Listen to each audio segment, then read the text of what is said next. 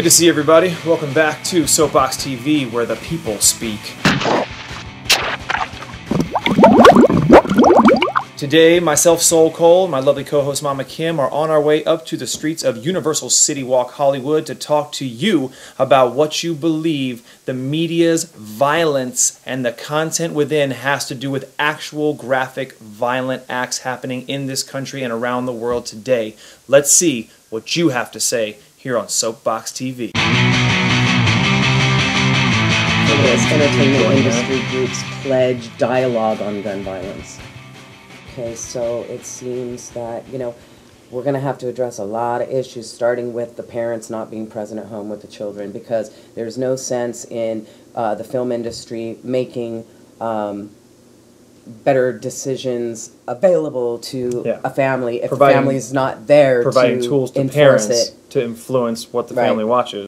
It doesn't matter how many blocks you put on the television on different channels, your kids are easily going to be, easily able to access so many different forms of media. So we have a bigger problem on our hands, really, I think, than we can fix. And it's been going on since the beginning of time. Is the correlation between actual violence that's happening in our country and all over the world and media violence that portrays these things that some of these psychotic or very disturbed killers want to emulate. Jamie Foxx has come out and actually said very publicly there needs to be a conversation about violence in film and how it relates to actual violence. The fact that Quentin Tarantino, who is such a renowned filmmaker, who is also known for his graphic violence in movies, refuses to acknowledge any correlation between the two. Why do I refuse your question? Because I refuse your question. That's why. I am not your slave, and you are not my master. I'm not gonna dance to your tune. I'm no monkey. Well, really? Well, actually, I believe that Jamie Foxx is actually here. So maybe you should talk to Jamie Foxx about that. And I know that actually Jamie Foxx is here. So maybe you should ask Jamie Foxx about that. Why do I not want to talk about it? What do you mean? Let me tell you why it is that I don't want to talk about the implications of violence. I'll tell you. It's because I've already spoken about these things. I've gone on record about these things, and for decades now, I say you can look me up, you can Google me, and see what I've had to say about these things. I won't discuss the implications of violence, okay? I'm not here to do that. It is not my job to do that. It is not my job to flush these things out, okay? Now, if you want to do this, I am shutting your butt down, okay? I am shutting your butt down. He really jumped down his throat a little bit. Yeah, because he was attacking his money. Of course, they're going to defend their art. Yes. And they're going to call it freedom of speech. And only art. Yes, and they're going to call it freedom of speech, so to speak. And I always have a saying that I say in regards to freedom of speech, that freedom isn't freedom anymore when it causes oppression. Right. And that's one of my favorite little quotes that I say to myself. There is sick and twisted other, people with mental health issues out there that feed on that stuff as well. You said that you looked up something that reflected people turning out for mass hangings. Well, that's the first really, entertainment value in violence and in death. It was all the way back in the 1600s when the whole cities would come together to watch people hang. And that's a gruesome, awful thing to see. Yeah. But the thing is, and we've talked about this already in the planning for this episode, that the media obsession and the fans' obsession with violent media is that there is this window right here, in between you watching somebody being shot on this screen and actually having to stand there and watch somebody be shot. In person, right.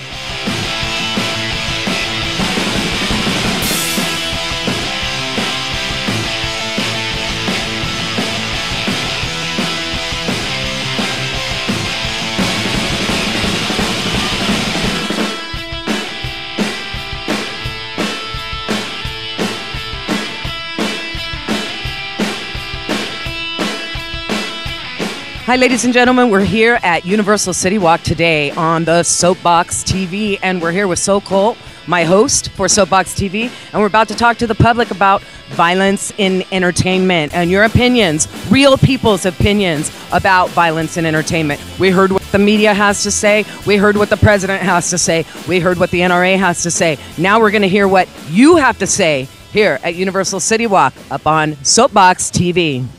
Hey everybody, this is Soul Cole on the streets of Universal City Walk here in the heart of Hollywood, California, yay, with another edition of Soapbox TV, where the people speak. We're putting folks up on the soapbox today to talk about their take on all of the violence in our media and whether or not that's affecting the violence that we're seeing in reality, especially contemporarily, ladies and gentlemen. Let's see who we can get up on the soapbox to give us their opinion.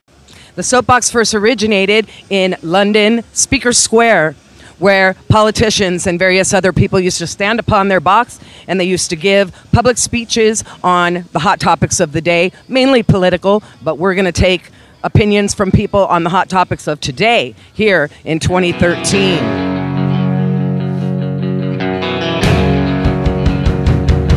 All right, and this week we are here, ladies and gentlemen, with Alexis and Dominique, our first guests on this week's episode, in which we are discussing violence in the media. Is what we are seeing portrayed by music, film, television, and all other media outlets actually reflecting in what is happening in all the violence we're seeing in schools and whatnot? Let's find out what these young ladies have to say. Oh, well, I think that a lot of the violence that is going on in the movies is affecting people. Like, for example, the shooting that happened in, was it Colorado or Connecticut? Yes, Sandy Hook Elementary. Yeah. No, the one with the movie theater. Ah, yes, the movie theater, Aurora, Colorado. Yeah. I think that that really shows like a prime example of how like media is really affecting people, because he based his whole thing off like the Joker thing on like Batman and stuff. But I think that influences are everywhere and people choose to do the things that they do. And I mean, influences are going to be everywhere. So, I mean, yeah. So it was actually a direct reflection of something he saw in a popular film. Exactly. Yeah, exactly. So I think for him, that really drove him to do the wrong thing. But I mean, there's negative influences everywhere. So I think it's people's choice to make wrong decisions all the time. So. And Dominique, your thoughts? Well, I think that it does have to do with people and the violence in the real world, because, I mean, like, especially the video games, like, they're doing the actions themselves, where for like when you're watching a movie you're not doing the violent act, but when you're doing a video game you get to feel the power, I guess what it's called. So I think video games have more of a impact on that. So yeah, I think it does have an impact on the real life that's going on. And now, do you play video games yourself? No, I do not. Not at all? Have you ever played a violent video game? Not that I can think of, no. Okay. And obviously you're not a violent person. You seem very nice. Thank you. And you, my dear? No, I've never played video games before. I think the closest I've ever gotten is maybe Mario Brothers. Now, That's not very violent, though. Do you think that video games are driven on a sexist basis, considering that most of the main characters, and especially in the violent video games, are male characters, so therefore men are associating more with these violent video games because the main characters are men? Absolutely. And I think like the fact that they see like guys on the video games, like when they like on the video games, if they kill a bunch of people, they get glorified for it and they get like praised for killing all these people. So I think like when boys and guys play it, they're like, oh, well, I guess if that's what I have to do to feel powerful and do this stuff, then they go out and take it into the real world thinking it's going to be accepted like it is in the video game. So they can act out their inner little tough guy, even if they're not actually big, tough dudes. What do you think? Yeah, I think that also. So, I mean, not really for movies. I don't really think that, because for movies, you're just watching someone else do it. But where for video games, I think it's really impactful there, where you could like do the action. So I think that has a big impact. Dominique, what is the most recent film you have seen? Pitch Perfect. How was Pitch Perfect? It was excellent. Any violence portrayed in that movie? No, just funniness. Excellent. Probably contributing to her smile that has consistently been throughout this interview. And yourself? Pitch Perfect. Pitch Perfect as well. Yeah, it was great. It was funny. Super funny. Very nice. And what is the last music purchase that you got? Music purchase. I think I bought the One Direction CD when it came out. I'm going to go out on a limb and guess, even though I am not a One Direction fan personally, that there is probably little to no violence in One Direction's music. Is that correct? No. No. No, that's not correct. They're violent guys? There is no violence. They're very nice. Yeah.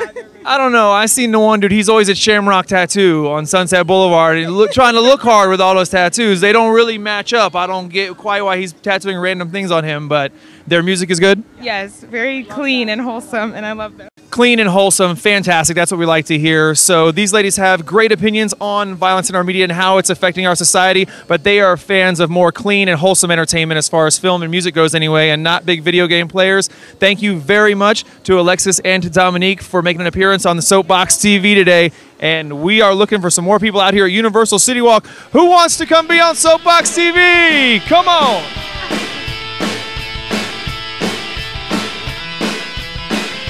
All right, ladies and gentlemen, joining me now here on Soapbox TV is our friend Adam, all the way from Australia. And we're going to talk to him about his opinion on violence in our media and is it manifesting into real violence in the real world. What do you think? I couldn't be 100% sure, but I think you look at the amount of video games in the media that's out at the moment and the violence that is in there, and I suppose the amount of violence that is seen in America these days and in recent news, it's escalating, and you've got to find an answer for it soon, I guess, don't you?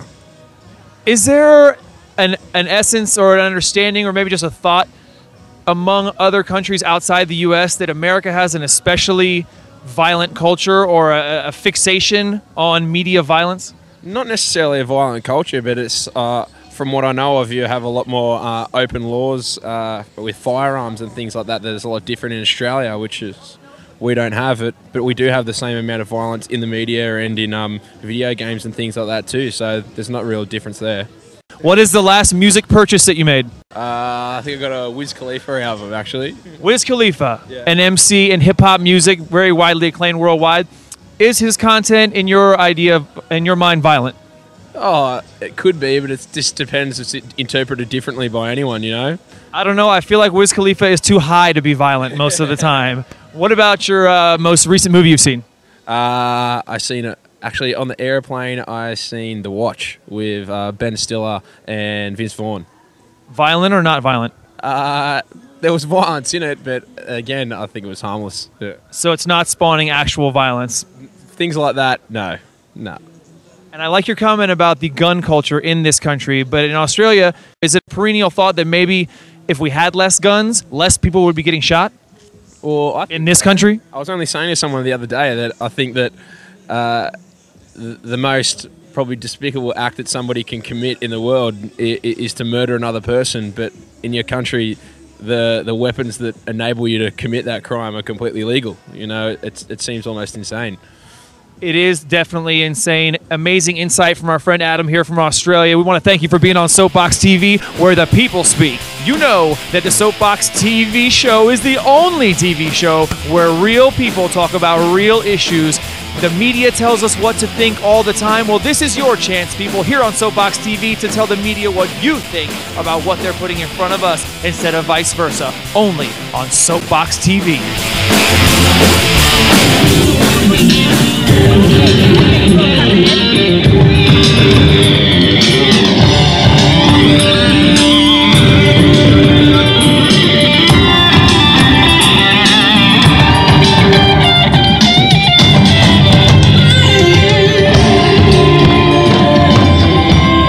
Soul Cole back here on Soapbox TV out at Universal City Walk in Hollywood, California, with the incomparable percussionist extraordinaire, to say the least, C.G. Reich, national PBS artist. And we just want to talk to him about today's show topic, about the media and whether or not the negativity that is profused through media is actually spilling over into reality. C.G. Reich, your thoughts, my man? Well, first, checks in the mail for that introduction. And, you know, the media in general, I'm one of those guys that don't believe in half the stuff I hear in the media. There used to be a day where character used to matter, and those days are kind of gone.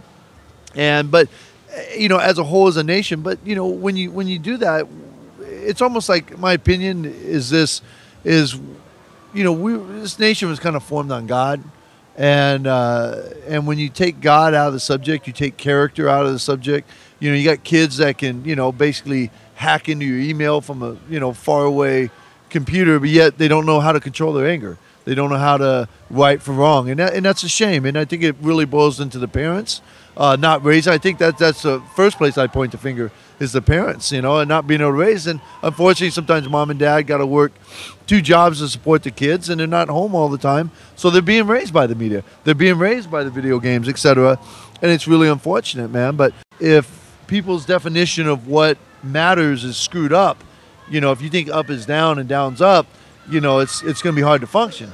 And I think with kids, they're having a hard time because they're not being raised. They don't see it at home. They're watching TV and listening to music that, you know, you can't hold those people accountable, but unfortunately they influence our kids. And as an artist, I take that very serious. I mean, you know, as an artist, I have a tremendous amount of power. Sometimes, you know, people look up to you just because, you know, you're good at what you do. And you know, I never take any of that serious, but I take it as an opportunity to be a good influence and to educate, you know, and to, you know, whether inspire a kid or listen to what their dreams are. You know, just sometimes listen to people, look them in the eyes and be honest, you know. So, but I think it needs to start at home with the families. I definitely think the news and the video games are a major effect on that. And, you know, and I wish it was changed. And I think the way society is getting is basically because we're turning our backs, not only on God, but on things that matter. And because of that, those things are turning their backs on us and leaving us where we are. And it's only going to get worse if things don't change. Absolutely. Powerful perspective, incredible insight from the incomparable Mr. C.G. Reich. Please give us a website where people can check out your amazing musical talents. www.cgryche.com. Check this guy out. Powerful stuff right here, only on Soapbox TV.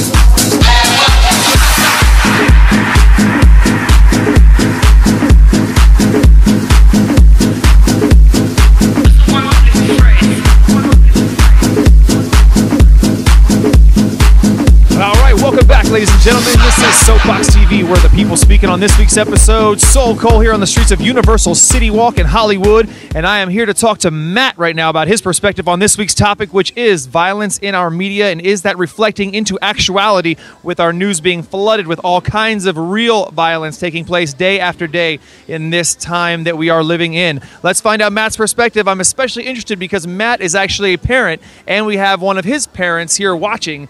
So we have two parents, but I want a parental perspective on this. Do you allow your children to play any type of violent video games? He doesn't really play any type of video games, only like Angry Birds. I don't think it's any violence at all. I don't think that Angry Birds counts as violence in video games. Does your son watch cartoons? Oh yeah, he still watches cartoons, yeah. Now, do you feel that the violence that is simulated in cartoons is seeping into kids when they are watching cartoons, even though they are cartoon characters that might be attacking one another or possibly even depicting hurting one another? Is that a real reflection of violence in that, and is that possibly detrimental in any way to youth watching cartoon violence? Well, I see some cartoons that are actually like kind of violence, little cartoons hitting each other, and like just like some cartoons are so like weird in a way that are like you're thinking, I'm like, what are the writers thinking about when they do it? You know, like there are some awfully odd cartoons out there these days. Shout out to Adult Swim. I would love to interview one of you guys on the show sometime. One final question, because I did hear you mention that you don't think it's going to be possible for the government to interact with the entertainment industry and with the media to limit what is available content-wise out there. It has to, the burden lies on the parents to control what their kids can watch. But you said something interesting, that they're going to see a decrease in business if these limitations are placed on what is able to be viewed, and therefore the business side of it will take over, and people won't be concerned with what youth are exposed to as far as violence in the media, but it's actually really just about business. So the almighty dollar, so to speak, is what is going to really drive whether or not the government decides to censor graphic content in the media? Right.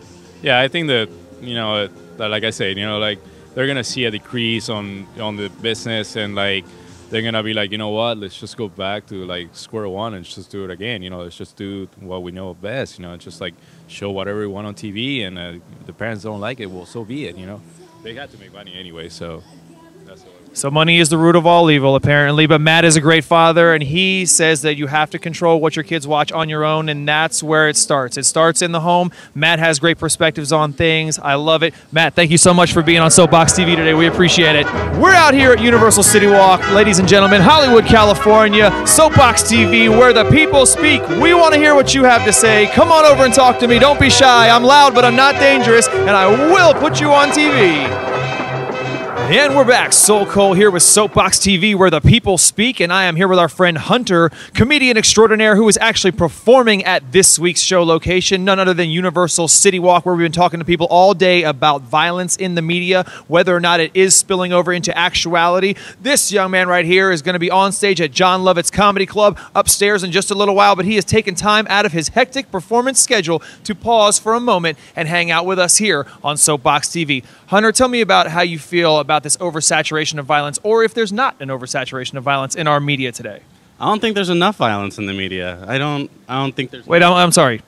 Am I hearing things? There's not enough violence in the media? Not at all. Not at all. Now, let me ask you a couple quick questions, because I want to hit all aspects of media. Yeah. Do you play video games? Absolutely. Do you prefer the more violent or the less violent video games? Less violent. Ah, so you're more of maybe a racing game type of guy or something like that? More historical-driven video games. I can't do the Call of Duty stuff. It's just like, I get bored of killing people. So you like the more historically driven games, so you would much rather play a game wielding a sword, possibly, with a sword and a shield. Yeah. Let me ask you this. In music, what was the last thing you bought musically? The Bruno Mars album. Bruno Mars, one of the most talented cats in the music game. Do you see any violence in his content? No, just a bunch of reference to... Excellent. Now, what was the last film that you saw? The last film I saw was The Hobbit. Ah, a lot of historically based, semi-violent or fight scene-oriented parts in the movie, but no guns. No guns. Yeah. No. Nobody's head getting blown off. Not by guns. No. Are you aware that today that the Vice President, Joe Biden, actually met with several entertainment company heads and people that are heavy hitters in Hollywood in the entertainment business, and they started a dialogue about how they can actually provide together parents with capable tools of limiting what their kids can have access to? Do you think that's a possibility, or is that just a bunch of talk? I think that technology has been around for years. The V chip has been in every TV. Every gaming console comes with a password that parents can put in to govern what rating games kids are playing, and it's great that people are talking about it, but I don't think anything's going to happen. Absolutely. So you're saying it begins in the home. Parents should be responsible for what their kids are watching, not technology and not the entertainment companies providing such entertainment. Yeah, parents need to start doing their job and not just going out and letting their kids run loose, and actually be parents. Now, is there a money issue behind that? Because we have been speculating today that it's possible that if some of those restrictions were to be put in place, that a lot of entertainment revenue from this huge, magnanimous entertainment business that we have in this country, which arguably puts out more entertainment than the rest of the world, would we see decreased revenues, and therefore it will not happen because our capitalist society will not let that revenue be lost from our magnanimous entertainment business? I mean, if they're running people are going to continue to spend money on entertainment. It's not going to make much of a difference at all. So. A very good point indeed. A very good point indeed. Do you or do you not think Soapbox TV could very well be the only real reality show, as we are on the streets talking to real people, not celebrities, and the media is not influencing what we're saying here, but we are here to speak to the media instead? Yeah, I don't think it gets much realer than this. There's no censorship, just a soapbox and a weird gun that shoots bubbles. So that's as raw as it gets in my book. We get bubbly, we keep it clean and dirty at the same time right here on Soapbox TV. We want to thank our friend Hunter. I know he's got to get upstairs and put on a hell of a set at John Lovett's Comedy Club. Tell people where they can check you out online and find some of your comedic expertise. You can check me out on YouTube. Just search Hunter Hill Comedy, or Facebook.com/Hunter Hill Comedy. Or on YouTube, go ahead and search Hunter Hill Goes Dating. That's fun too. Yeah, thank you guys. Hunter Hill Goes Dating on YouTube. He's here talking to us right here on Soapbox TV. We're at Universal City Walk, Hollywood. Soul Cole's out. Oh! Get him!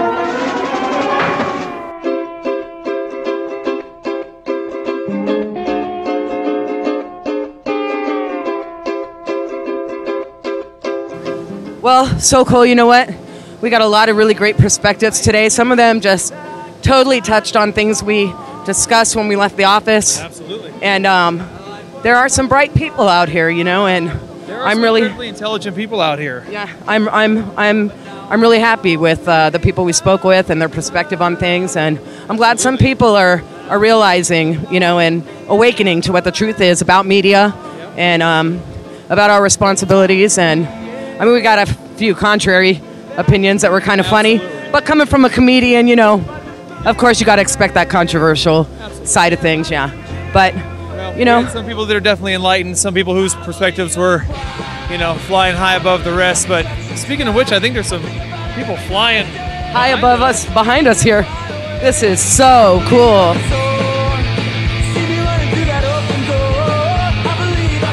Only at Universal City Walk, people. where you can fly in Hollywood without actually leaving an airplane. You don't have to be 13,500 feet above sea level, jumping out of a perfectly good airplane in order to experience the free fall. You just come here to Universal City Walk, and you too can fly high. Absolutely. And you know what? I feel like we flew high today. This has been a great show. Absolutely. The Soapbox is definitely something that takes them up just a little bit, but we here putting together Soapbox TV are truly about to be flying high, making TV history. Absolutely. Have a good night, everybody. I believe I can fly. I believe I can touch the sky. I think about it every night. Where my wings and fire.